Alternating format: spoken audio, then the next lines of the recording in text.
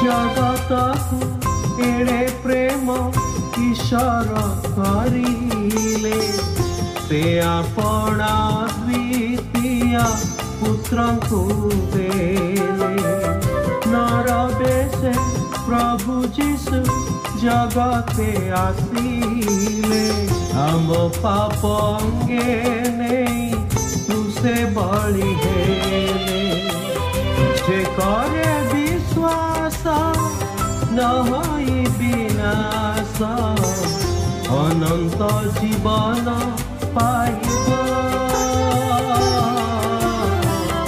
बंधु एक कथा विवेचना। प्रिय श्रोता बंधु प्रभु यीशु ख्रीष्ट को गौरवमय नाम रे आपन को शुभेच्छा। पवित्र बाइबल रो माथ्यू लिखित सुसमाचार 17 अध्याय द्वितीय पदरे आमने एपरी पाठ करूँ आउ से मानक साक्षात रूपांतरित हेले ताहांकर मुख सूर्य परी उज्ज्वल और ताहांकर वस्त्र आलोक परी शुभ वर्ण है। प्रभु यीशु ख्रीष्ट पितर जाकुब और ताहांक भाई जहन को सांगरे नहीं एकांतर एक उच्च पर्वत को नहीं गले। पर्वत उपरे सही तीन शिष्य प्रभु यीशु ख्रीष्ट रूपांतरण साक्षी हेले। सही घटना को स्मरण करी पितर निजर द्वितीय पत्रर 1 अध्याय और 16 पदरे एपरी लेखन्ति कारण आम्भे मैंने जेतेबेले आम्भ मानक प्रभु यीशु ख्रीष्ट शक्ति और आगमन कथा तुम मान को जणाइलु सेतेबेले चतुरता सह कल्पित कौन सी कहानी अवलंबन करिनथिलु मात्र ताहांक महिमार चाक्षुष साक्षी होइथिलु।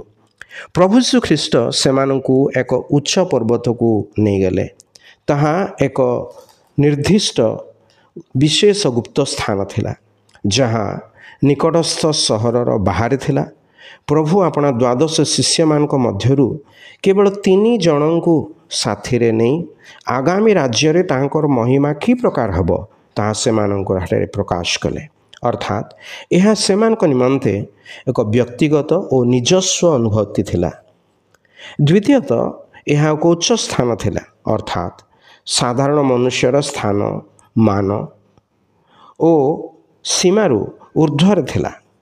यह सही स्थान थिला जोठारे से माने जगतर मंदरू निजको अलगा करी स्वर्गीय विषय को ध्यान करि पारिबे जेपरि से माने प्रभु को आगामी जुगर महिमा देखि पारिबे। प्रभु यीशु क्रूसरे ऊर्ध्व को उठा गले जोठारे ईश्वरंकर क्रोधर दंड बहन कले जहाँ पापी मनुष्यर दंड थिला।